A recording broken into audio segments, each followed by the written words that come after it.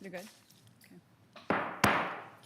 It's 4 p.m. on Monday, August 14th, 2024, and I will call this City Council special meeting to order. I do want to thank everyone who's joining us this evening. As a friendly reminder, there's no public comment. And if if Mayor Pro Tem would lead us in the flag salute.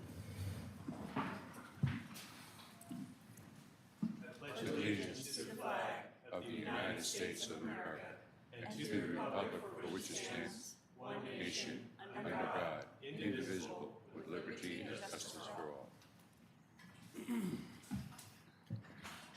And for the record, all council is here with the exception of Councilmember White this evening. For staff, we have Planning Manager Stallnecker, Director Madden, Interim Director Robeck, Chief Hernandez, and City Clerk Tricia Summers.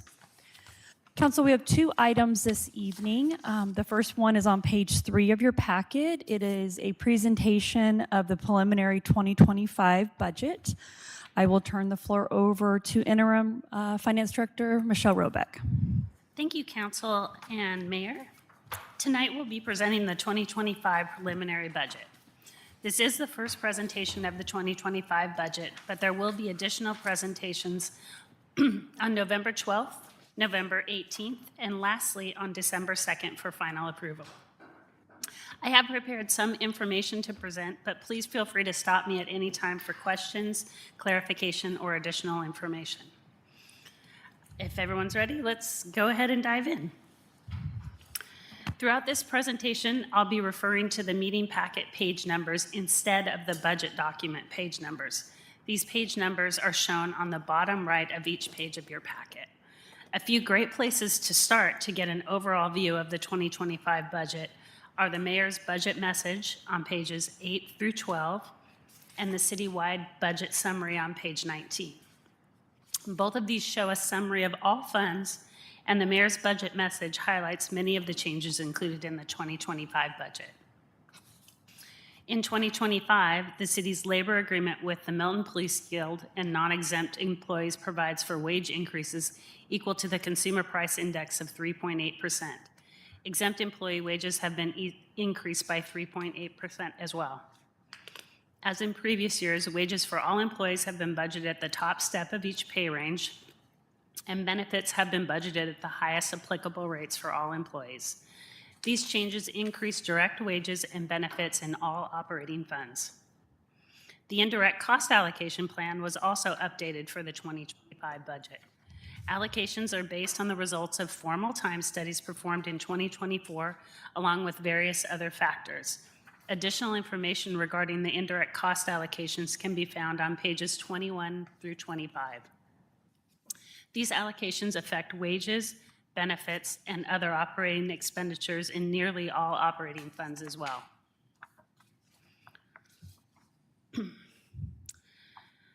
On page 8, the first page of the Mayor's budget message, you will notice that the total proposed expenditures for 2025 are 0.5% lower than the previous year.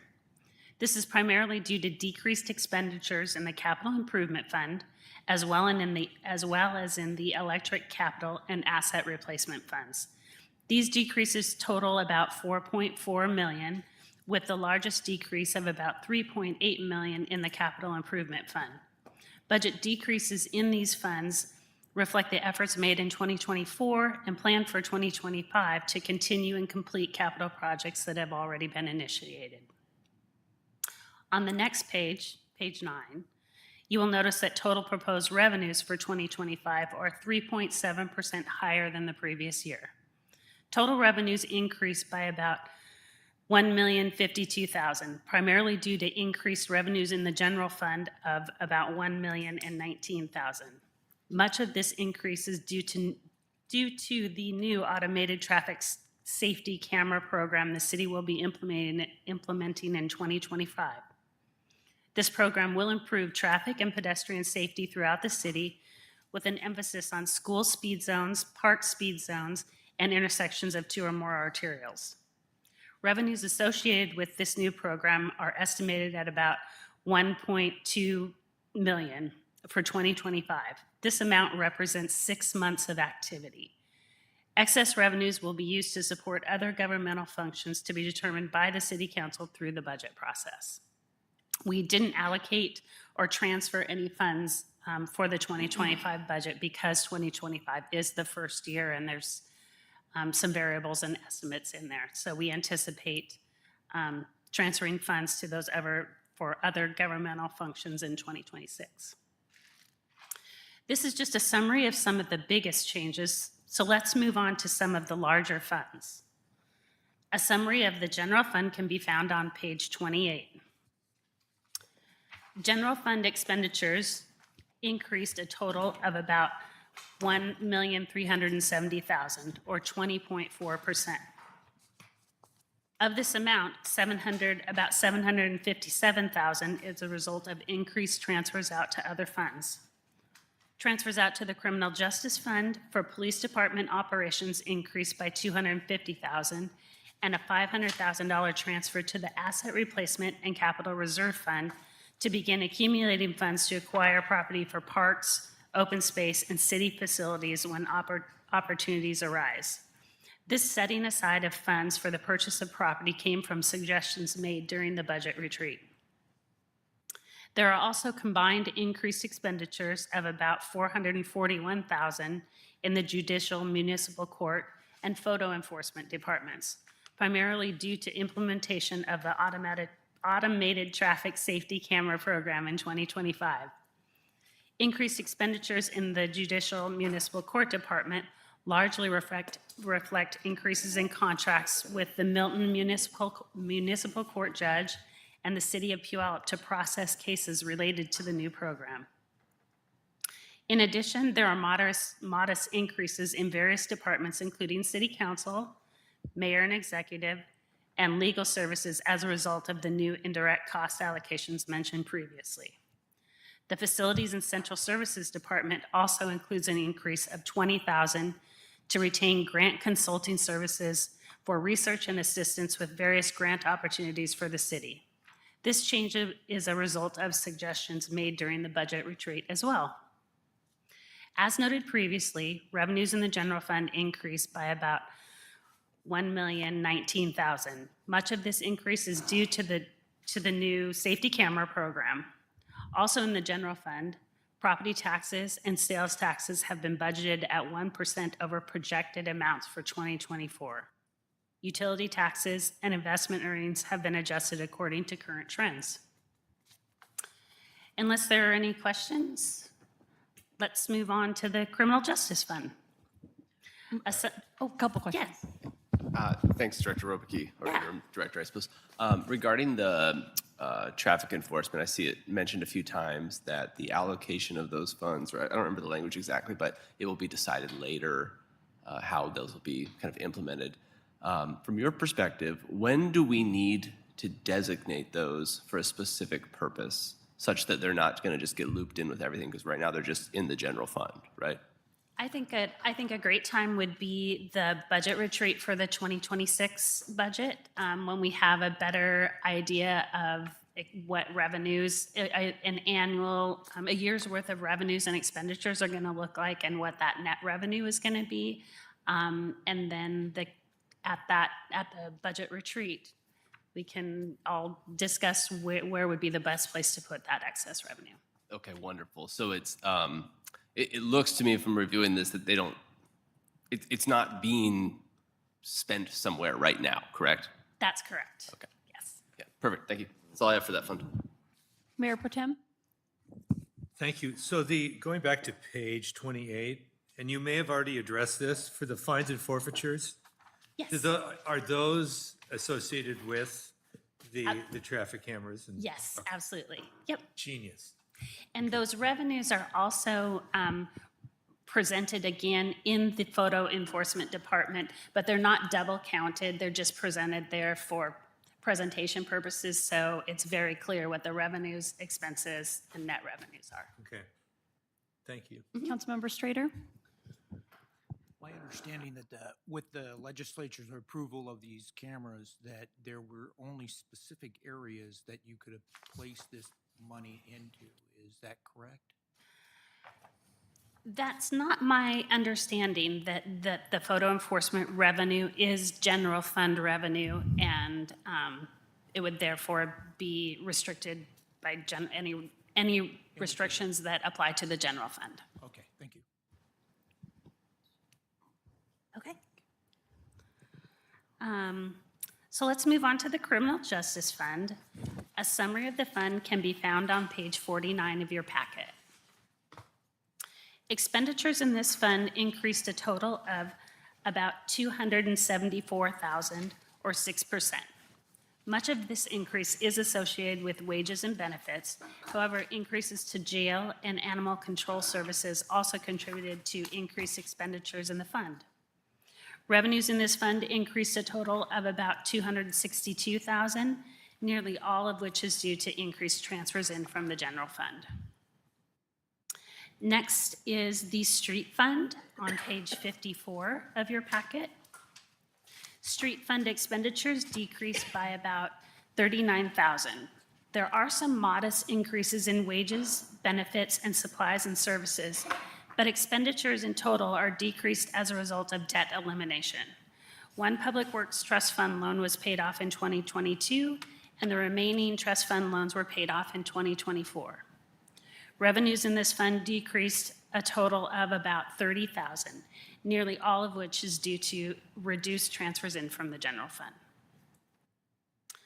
Next up is the electric use. Interim Director Robick, Councilmember Cedar has a question.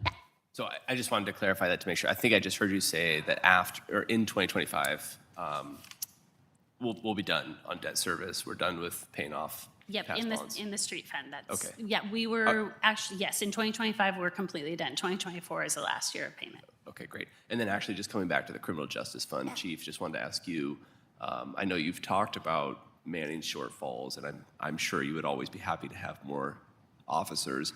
Is that something that you anticipate having to come to us at some point during the year? Can you foresee that? Can you just talk to us a little bit about that? Well, right now, my focus is trying to fill the vacancies because we currently have 2, and we have 2 that are injured, so that makes us down 4. And then I'm expecting a potential retirement at the end of the year, so that would be 3. I have 4 people in background, and so my hope is I'll be able to fill all those vacancies. But long story short, at some point, yes, I would like to come to council with an amortization for the police department or additions and come up with a strategic plan so that I'm not coming in an emergency and saying, look, I want to increase staffing.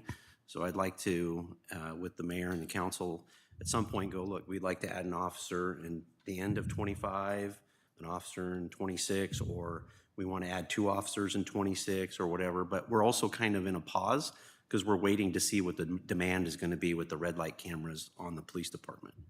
And then we're still trying to also figure out how the processing of those infractions is going to occur because the RCW does permit non-commissioned individuals to be able to process those. So it might be shifting workloads to our current non-commissioned individual, or it might be split between hiring a police officer, and then we'd have to have some discussions with council and the mayor regarding the revenues. And my hope would, in anticipation, would be is that we would generate enough revenue that we could add another officer for public safety. But we're holding our breath, waiting to see what the revenue is as it comes in, because we understand that we're competing for a lot of other interests in the city, and regardless, we have to deliver services across the entire city as far as like utilities and finance and so on. But yes, in the near future, I will be asking, but I'm not in a staffing crisis at this point. We're holding our own, but a lot of people are working a lot of long hours because of the current injured and vacancies. Okay, thanks. And that's why I wanted to ask, because I just wanted to hear it from you. So it sounds like when we're able to hopefully fill those vacancies, we'll at least be at an adequate manning. Hopefully we get the 2 injured officers back in 2025 in some status. Yes. But yeah, please, just I always want to check in with you and please let us know with as much notice as possible if we need to reallocate funds. Yeah, because adding an additional officer is roughly around $250,000 when you throw in a car, fully burdened benefits and their salary and so on and training. And that's one of the other things is since the police reforms have rolled out, there is higher training hours required by police officers. And so again, this is an unfunded mandate that was passed down to local jurisdictions to try to satisfy. And so those training obligations mean less time for the officers to be available to go out and provide patrol services. So, yes. And then the other question I have for you within the budget context is about body cameras, which I know is a policy decision as well as a budget decision. But from your perspective, in a budgetary analysis, is there any benefit to your officers by having body cameras? There's not a benefit in the sense of that it doesn't add more bodies or more. I mean, with technology the way that it is, there's always video available of around us. For example, when Officer Haney was injured, we pulled video from several different businesses because there's lots of video. It'll be a policy decision with the mayor and the council. Currently, there has not been a push to add body cameras to the city of Milton. But we are one of the last agencies in Pierce County to not have body cameras. So to me, a body cameras is not a matter of if, it's a matter of when. And so we just have to decide when the when is, or whether or not there's going to be a legislative mandate that comes down that mandates that we get cameras. But again, as you know, our police department, the council, and the mayor, we have an excellent working relationship from our community, and a lot of times the cameras were put upon because demands from the community saying we want to have this with the police department, and we're not hearing that in the city of Milton. We haven't heard from council, we haven't heard from the mayor, and talking to the officers, we have talked within the guild, and the consensus is there still is not the feeling that they want the cameras or need the cameras. So. Okay. And I appreciate that feedback, both policy side. The reason I bring it up in the budget side is just I imagine that would be a pretty significant contract outlay as well as just equipment outlay in order to do that. But it sounds like we're not there yet. Certainly from a policy side, I don't think there's a lot of appetite for it, which I, just for the record, agree with. So great. Appreciate you, Chief. Thanks for everything you do. Councilmember Whalen? Thank you for the presentation, but let me just ask a question. How do we get to the general public to talk to the general public, the entire public, about, say, cams or not? What you're basing your information on a very small group and very intelligent people, but have we gone to the citizens to ask that question? Well, I would say we do that every day. I'm sorry? I would say we do that every day, because like what I said is that our relationship building doesn't come in a time of crisis. Our relationship building comes on a daily basis, and it's by encouraging our officers in the community to interact with each other on a daily basis, to reach the community as a whole, and to reach across the full spectrum of demographic from the people that are in crisis and in need. We're just not hearing it in the city of Milton, that this is something that they want us to have. I mean, for example, when there was civil unrest going on throughout the country and the state, we didn't have that here in the city of Milton. And when we did have one public freedom of speech assembly regarding police reform, the police officers back in that time were shoulder to shoulder, and we were out there with the community. And the feedback at that time was, this is wonderful, this is great. And so again, I rely on the everyday contacting everyone, and we're just not hearing that.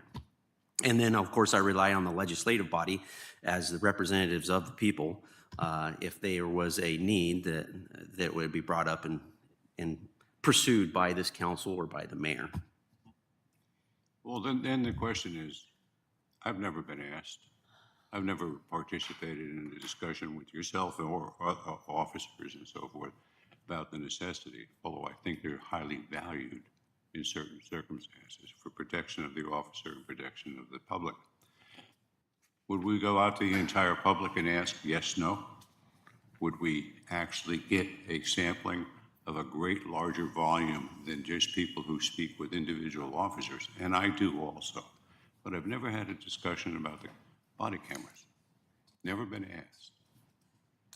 And I think it's very essential for the protection of the officer as well as the public, but the officer primarily for the performance of their duties and safeguarding their, what you might say, reputation. what will we do to earnestly get an overall look from the citizens, whether they would like something like this or find no value in that level of protection for the officers in the performance of their work? Well, we certainly could do some kind of public forum in one of our public settings, whether it's at the Milton Days. We do a straw poll or an anonymous poll with ballots or whatever, and just ask people their opinion. But other than that, I mean, you could do something on our website. But at this point, again, we do it on a daily basis, and we interact with all people, all walks of life, all socioeconomic perspectives, and we're just not hearing it. And so, again, that's one of the things that our department and our community prides us on, is that the police officers are the people and the people are the police officers. And so, again, there's just not that push. And you might have one or two officers that say, yeah, I would like to have a body camera, but then you have other officers that have come from all over the state who have worked in jurisdictions with body cameras, and they've said it doesn't matter one way or another to them. So it could be a positive. It could be positive. It just depends. You know, technology is a double-edged sword. It can be your friend or it can be your enemy. So it just depends on how we want to best leverage that technology. I've never had the conversation with an officer about the use of the body cameras, although I support them to a great degree for the safety of the public and the officer primarily for the performance of the work. But I think we need to get a better breakout of what the citizens, not just those that interact on a day-to-day, but those that live day-to-day and understand the value of having or not having. So I would just promote a broader aspect, a look. But thank you.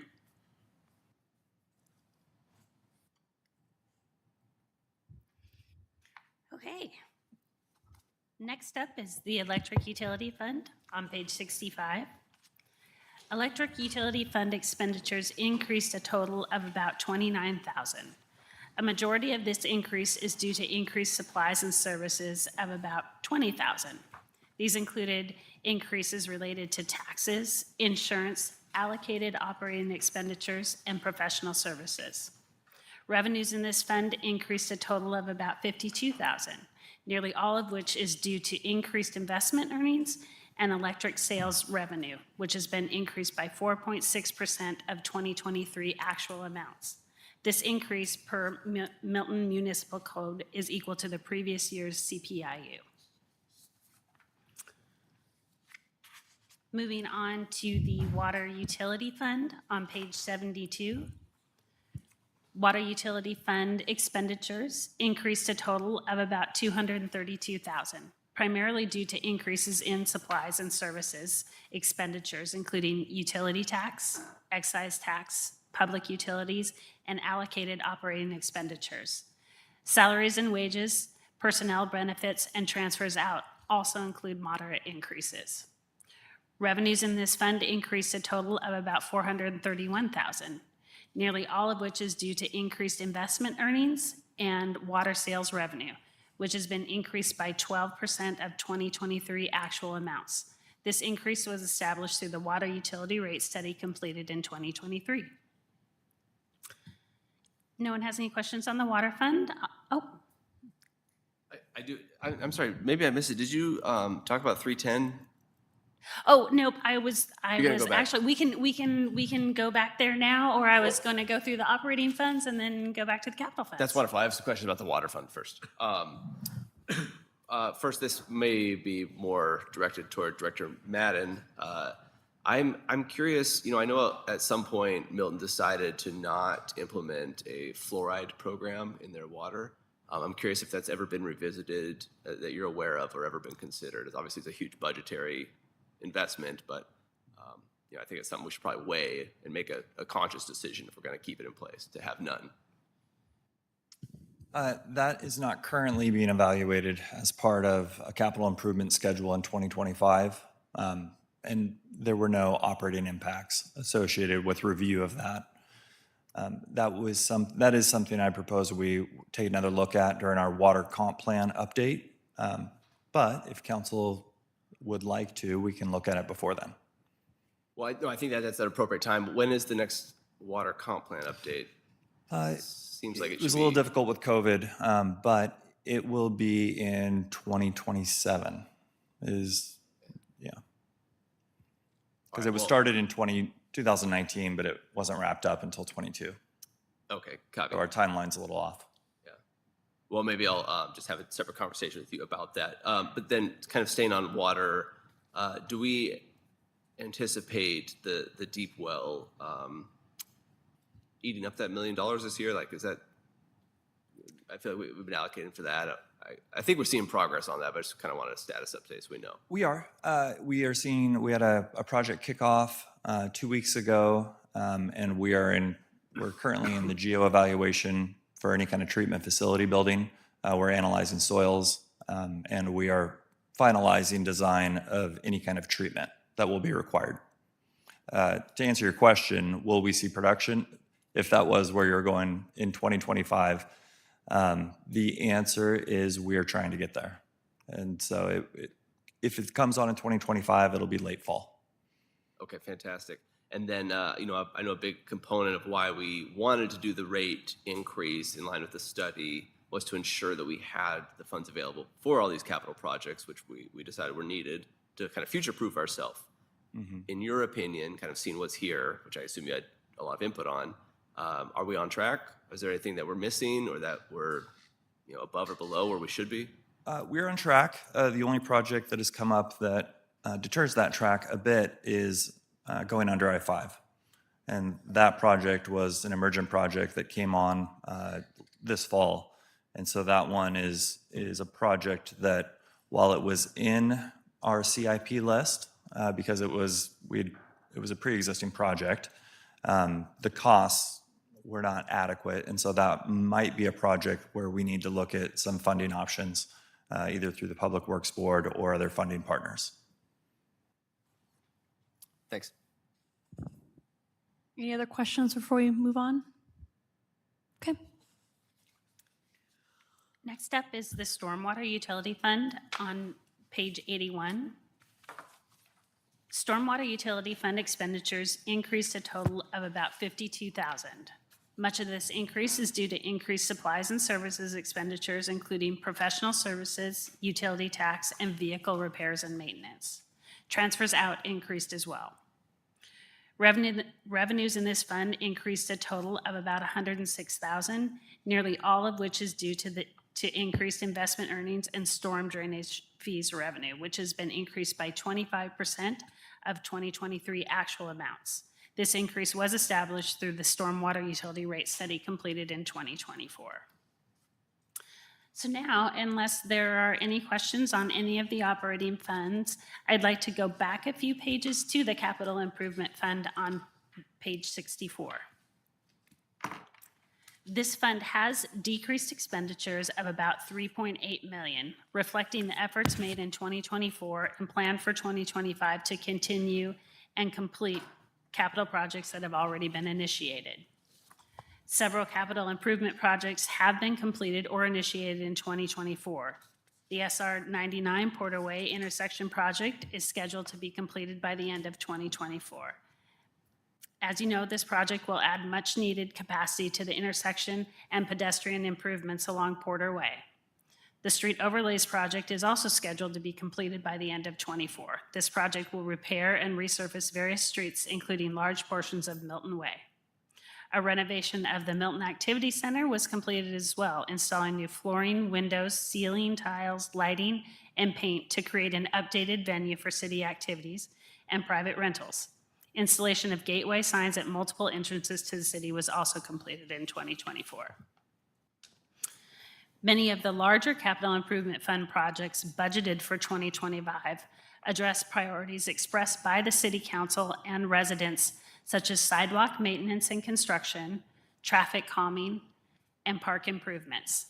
Some of these larger projects include the citywide Parks Improvement Project, Playground Equipment Project, citywide traffic calming program, and the Sidewalk Missing Links project. Revenues in the Capital Improvement Fund decreased by about $1.7 million, which is largely a result of the drawing down of Transportation Improvement Fund grant funds associated with the SR 99 Porterway intersection and street overlays projects. Transfers in from the real estate excise tax, traffic impact fees, and parks impact fee funds, however, increased by a combined total of about $1.5 million to support projects in this fund. Does anyone have any questions on anything in the capital improvement fund? Oh, okay. We'll move on to the electric capital fund on page 70.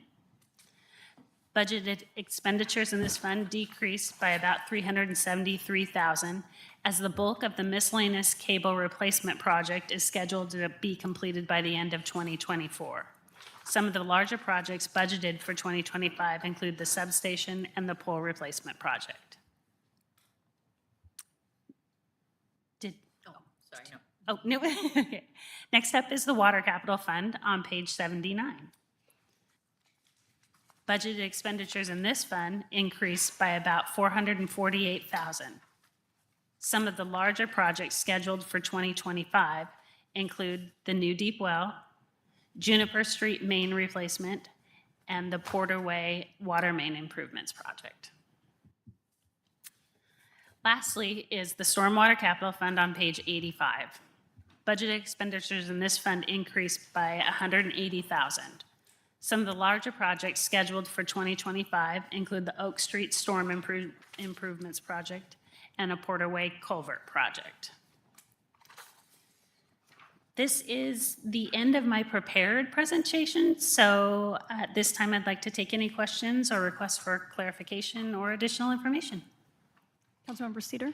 Thanks. Thanks for the presentation. I am curious about a transfer for property acquisition. It appears on page 46 of the packet.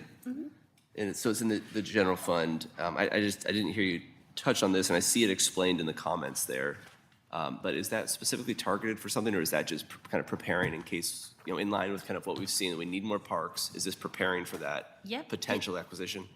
Yes, absolutely. That was derived from comments at the budget retreat about wanting to set aside monies for when opportunities for property purchases arose, for open space, parks, possibly city facilities, but just so we have some money set aside when opportunities come up.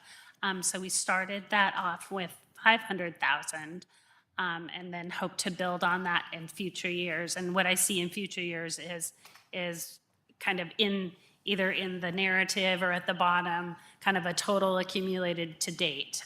So it's very transparent to everyone how much we've accumulated to date in there. Okay. Yeah, wonderful. I guess my only comment on it is I'm very impressed that we're able to transfer $500,000 for that purpose while still having expenditures come in lower than 2024.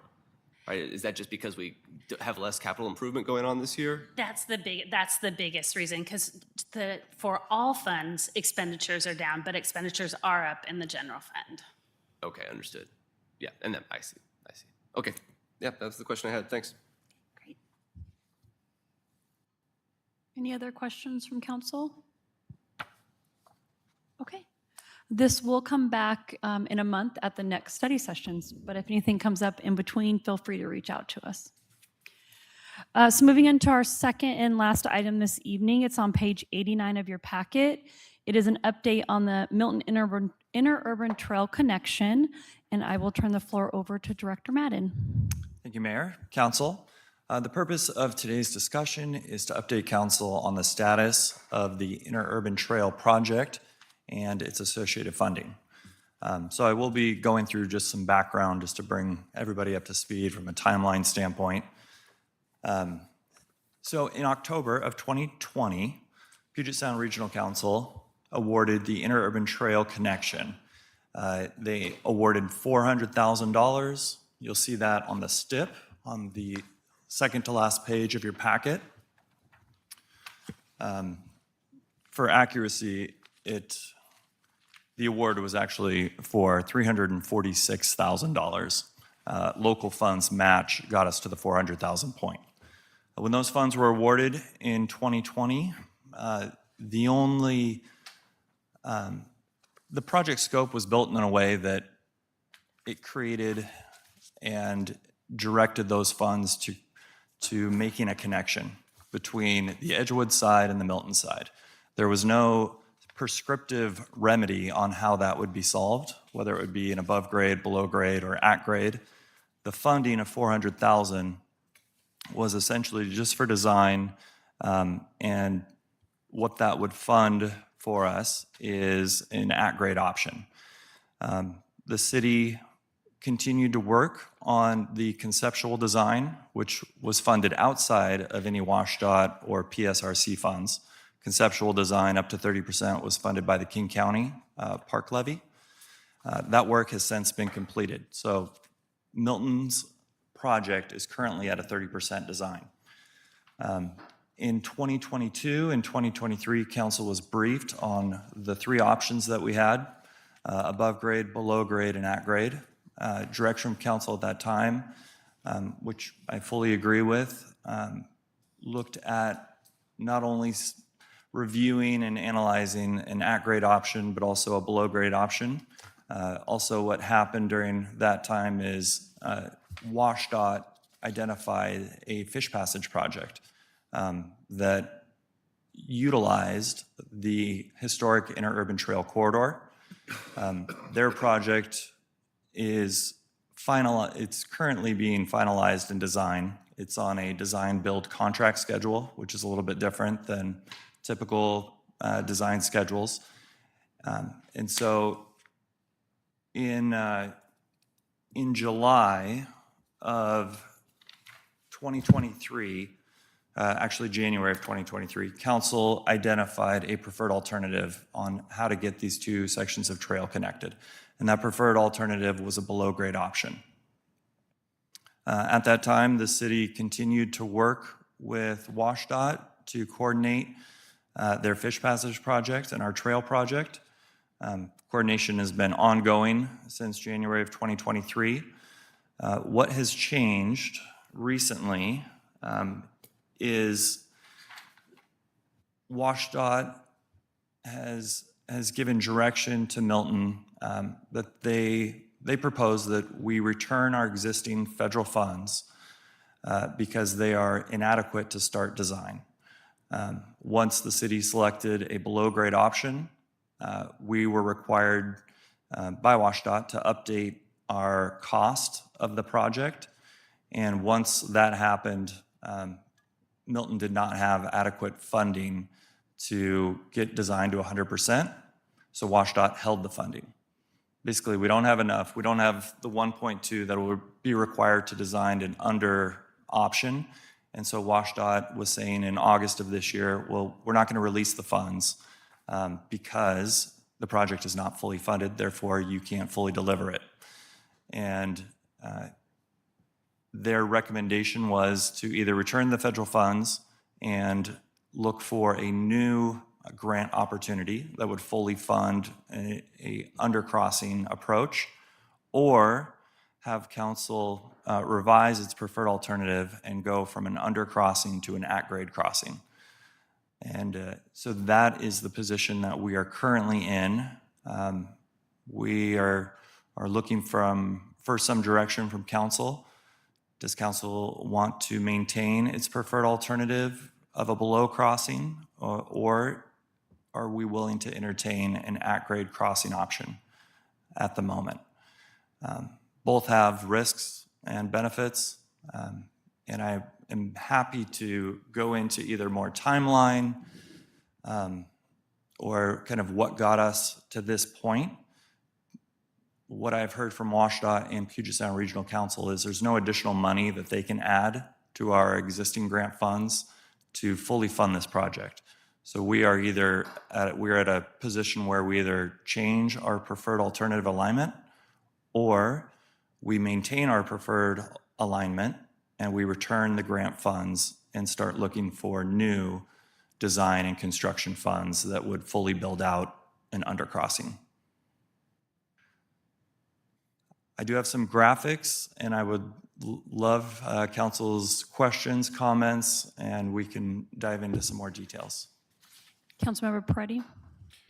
Do we have any current cost estimates from WashDOT, understanding they're building out a fish passage arena? And it's really adding to that whole cost of that project for us to actually join together in that one area for the fish passage. Have they mentioned what they think that would be beyond?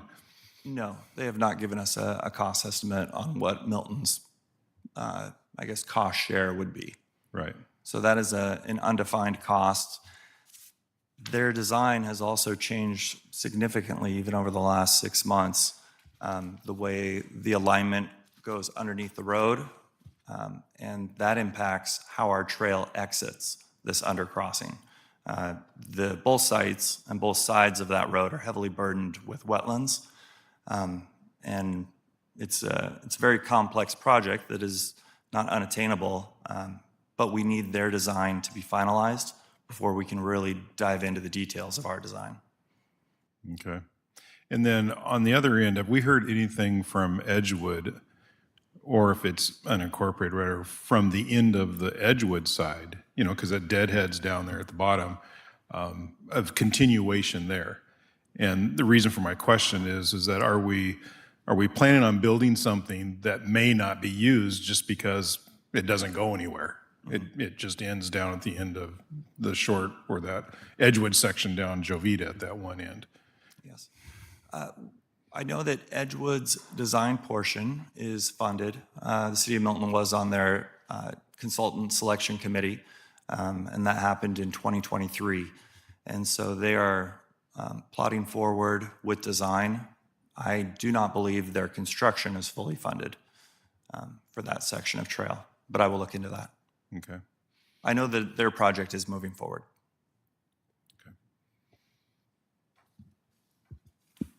Councilmember Whalen and then Councilmember Cedar. Just a few reminders and trying to recover my memory for going before. The interurban trail in Edgewood ends at Military Road. They have that paved all the way to the bathrooms. It doesn't go any further than Jovita, but it goes from Jovita to Military. There's a small section of trail east of Military Road that is in the City of Milton ownership. Mm-hmm. Okay. Yes, that's the connection. That's the true interurban trail connection. Ye- Right there on Military Road, and Edgewood has dedicated funds and so forth, however they did it, to make a trail. Mm-hmm. So whatever we do needs to meet that trail. Correct. And the interurban trail crosses behind the corner on the property of, Military Road and Enchanted, which was this is a design shown. Mm-hmm. Are we asked to consider basically abandoning that and do something different, which we objected to with the overpass and the bridge and all the complications that went with it? That's why we went with the fish passage combination to get if just in your understanding and so forth, is that not still the best way to complete this trail in its original direction, although it's not? It's varying from that a little bit. Or would we just go back, are we being asked to go back to walking along the highway, putting a bridge over and so forth, and abandoning that property? No, they have not asked us to abandon any property or any efforts that council had previously prioritized, that effort being a below-grade crossing. And Public Works and myself, I still feel that an undercrossing is the safest route for pedestrians. The alternative of an at-grade crossing, we know what the risk is. We know what the safety concerns are on 161. And the reality is anybody crossing at grade will be competing with approximately 18,000 cars a day. Yeah, no, I think we made the right choice the first time, and I'm trying to understand what we would have to do to continue with what we're doing. It sounds like it's going to be years before funding is going to be found for it and so forth.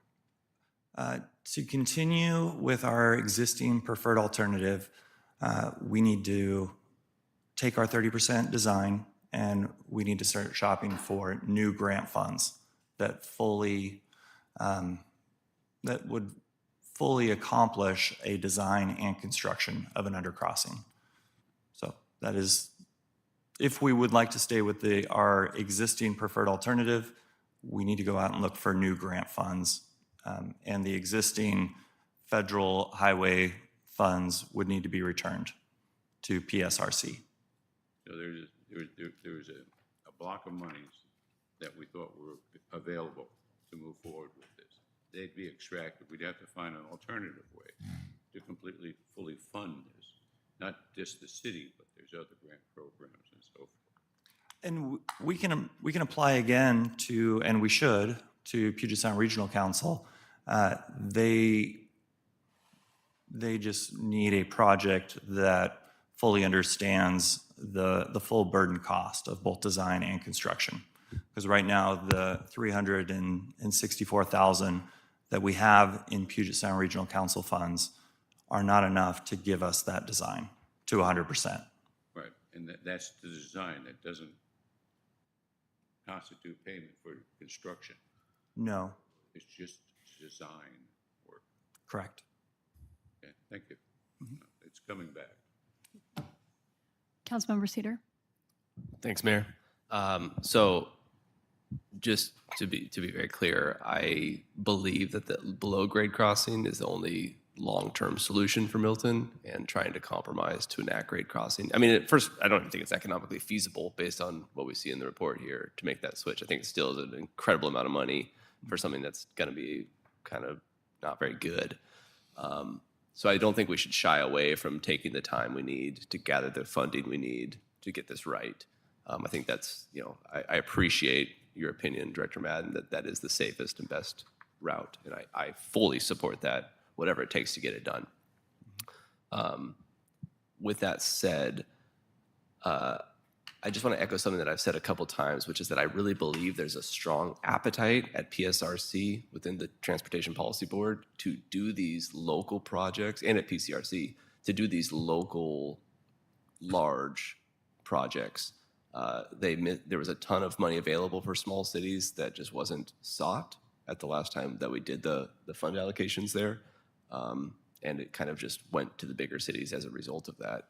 So they want to fund small cities, and it's just hard for small cities in general to get enough large projects together to satisfy that need.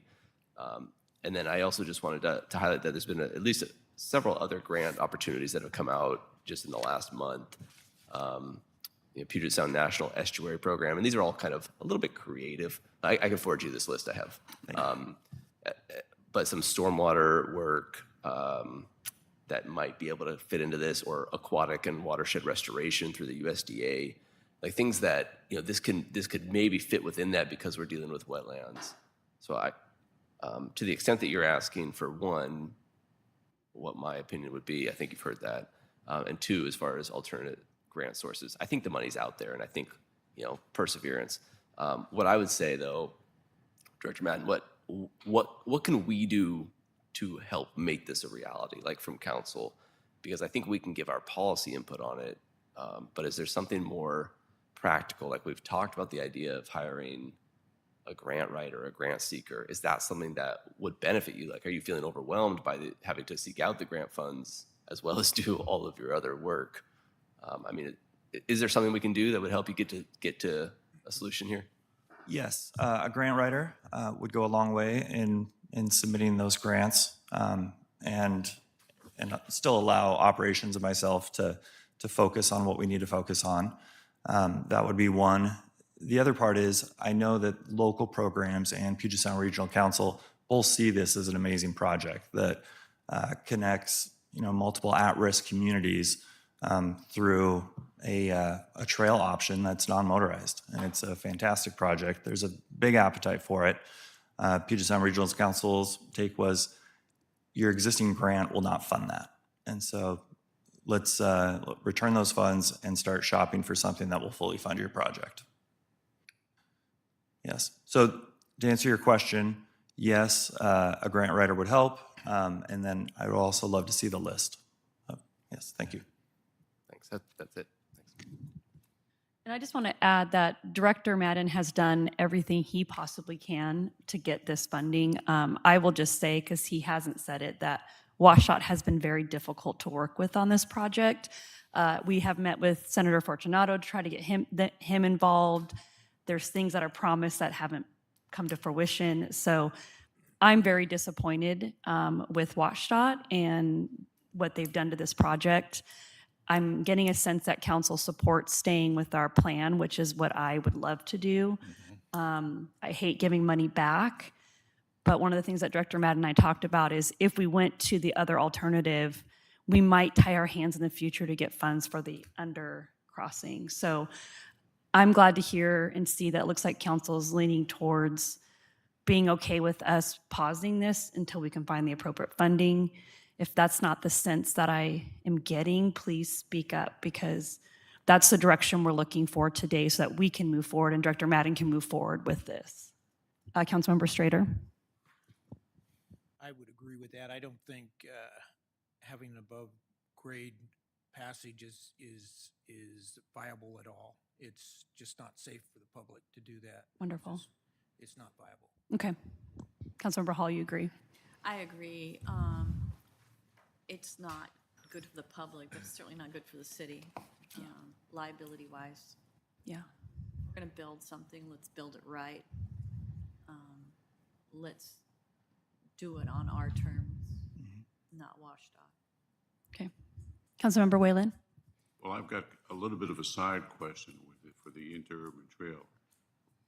Do you have any communication with Edgewood for what they're trying to do with the extended trail from where their restrooms are and it goes to military? Because they've got a tunnel that they've got to rebuild or take out and so forth. Do you have any understanding of what's maybe going on with Edgewood? I do. I can check in with their public works director to confirm that understanding is accurate. Their project builds out a trail section from Jovita, where the restrooms are, east to 167.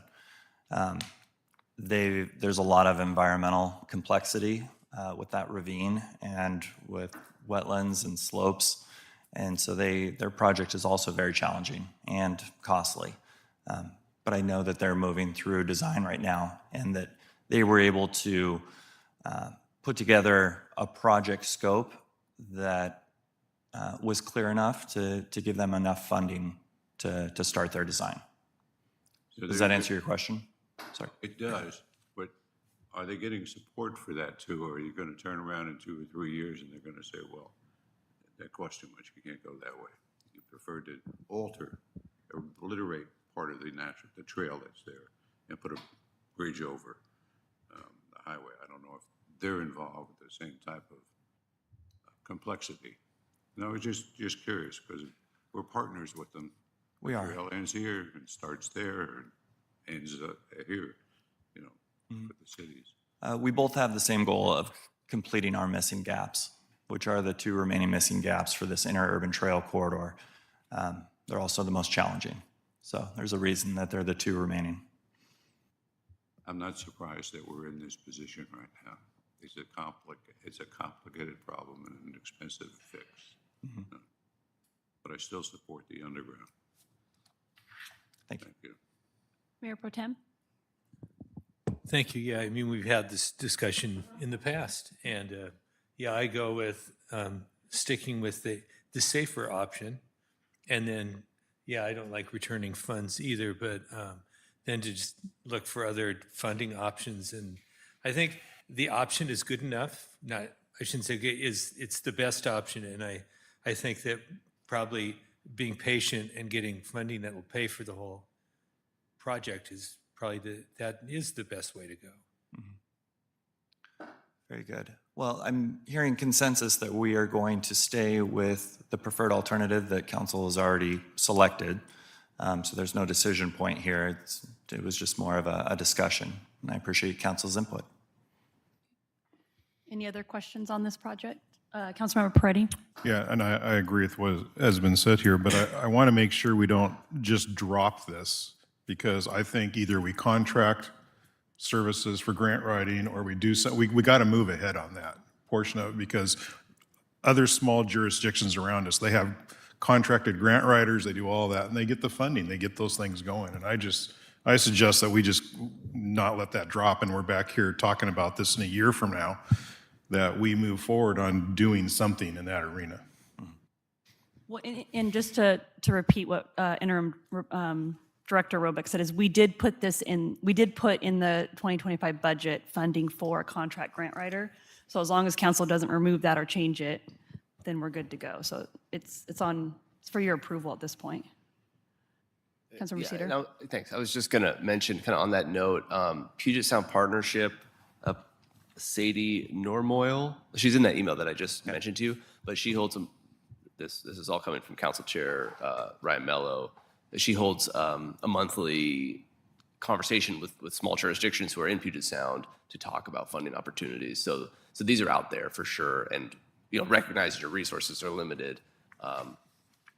I think this will help kind of get us on track there. And then also, I agree 100%, like, let's get this going. So thanks for bringing it to us. Yeah. All right. Any final questions on this topic? Okay, so this will not be coming back to council, for a while, until we get some contracts going. So, but we will not let it drop off the radar. So, okay. Well, seeing that all of our items have been concluded this evening,